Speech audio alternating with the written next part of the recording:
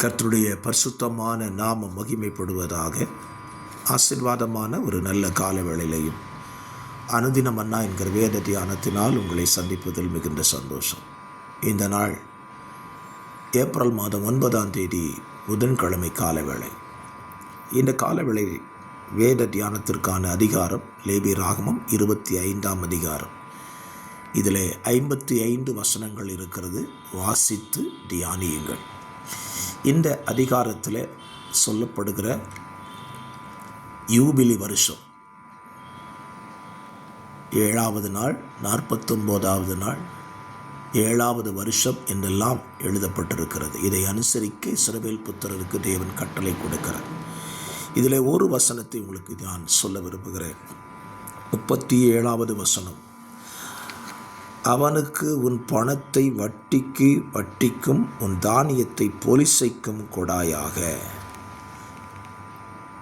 சகோதரனுடைய கையிலே உன் பணத்தை வட்டிக்கு கொடாயாக, தானியத்தை அடகு வைக்கும்படி பொலிசைக்கு கொடாயாக என்று தேவன் இஸ்ரவேல் புத்திரரோடே சொல்லியிருக்கிறார்.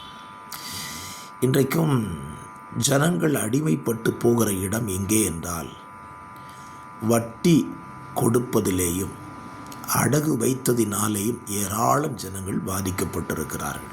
அதிலேயும் தேவ ஜனங்கள் என்று சொல்லிக் கொள்ளுகிறவர்களே தங்கள் பணத்தை வட்டிக்கு கொடுத்து கொண்டிருக்கிறார்கள்.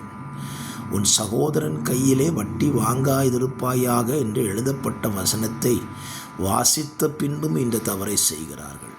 உலகத்தார்கள் அதை செய்கிறார்கள். வட்டிக்கு கொடுக்கிறார்கள், அடகு வாங்குகிறார்கள். அது நிமித்தம் ஏராளம் குடும்பங்கள் மரித்தும் போகின்றன.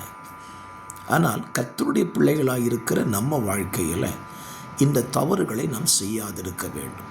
ஒருவேளை இந்த வார்த்தையை கேட்கிற நீங்கள் அப்படிப்பட்ட தவறுகளை செய்து கொண்டிருப்பீர்களானால் திருத்திக் கொள்ளுங்கள்.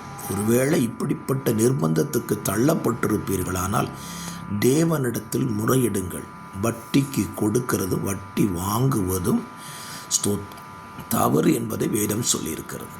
ஆகவே இப்படிப்பட்ட தீமையை தேவ ஜனங்கள் நடுவிலிருந்து நீக்க நாம் பிரயாசப்பட வேண்டும்.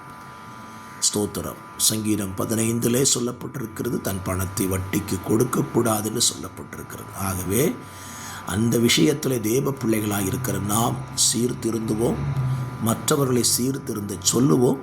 அது தேவனுக்கு பிரியமானது. பரிசுத்த பிதாவே, இந்த வார்த்தையின்படி இந்த காலவெளியில் கேட்கிற உங்கள் பிள்ளைகளுடைய வாழ்க்கையில் மாற்றங்கள் சம்பவிக்கட்டும்.